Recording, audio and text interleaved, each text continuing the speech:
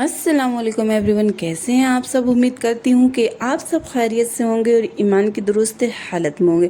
तो आज की वीडियो में मैं आप लोगों को ये बताने जा रही हूँ कि अगर आप बीमार हैं या आपकी कोई रिलेटिव में कोई बीमार है तो आप उनको ये बताएं कि ये बीमारी आपके लिए बहुत ही बड़ी अल्लाह की नेमत हो सकती है। बीमारी एक बहुत बड़ी नेमत है, उसके फ़ायदे बेशुमार है।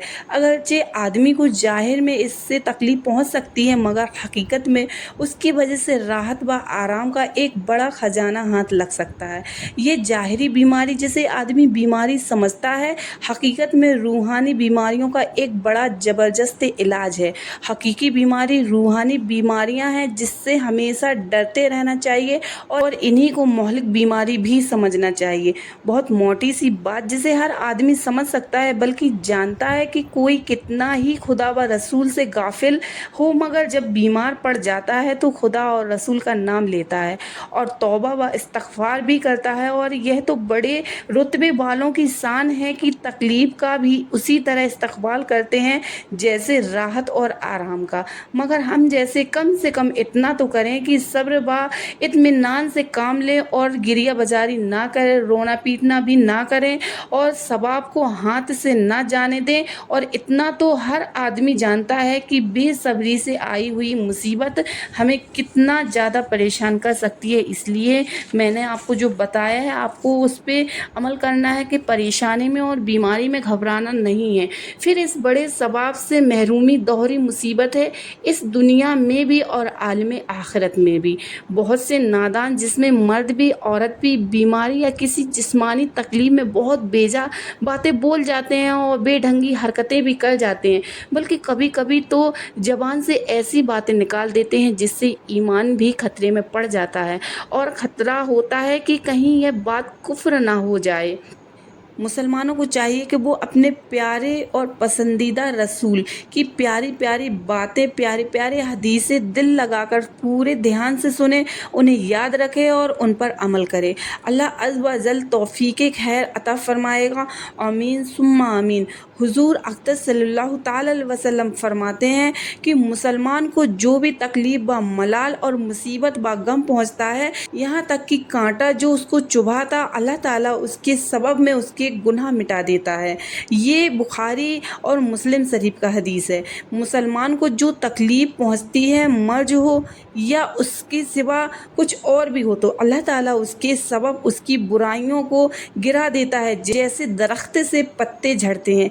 ये भी बुखारी और मुस्लिम शरीफ का ही हदीस है।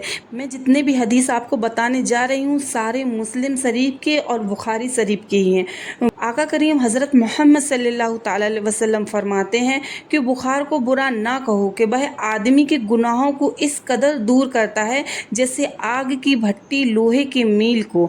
और जब मुसलमान किसी जिस्मानी तकलीफ में मुब्तला होता है तो फरिश्तों को हुक्म होता है कि लिख जो काम पहले किया करता था, तो अगर अल्लाह उसे शिफा यानी तंदुरुस्ती देता है तो धो देता है और पाक कर देता है, और मौत देता है तो उसे बख्श देता है और रहम फरमाता है।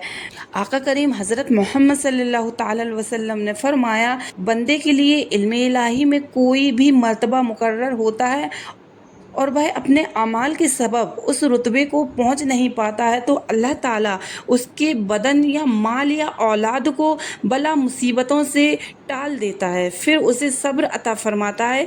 और इसके मसले भी हैं, तो जैसे दुख व मुसीबत में घबरा कर दुनिया की तकलीफ़ों और परेशानियों से बचने के लिए मौत की चाहत नाजायज़ है। ए अजीज़ा, वहाँ के लिए क्या जमा किया है, यहाँ से भागता है, मगर मौत की सख्ती से वाकिफ हो तो आरजू करे काश तमाम दुनिया की तकलीफ मुझ पर हो और कुछ दिन मौत से मोहलत मिल जाए। सैयद आलम सल्लल्लाहु ताला अलैहि वसल्लम फरमाते हैं कि दुख के सबब से मौत की आरजू ना करो।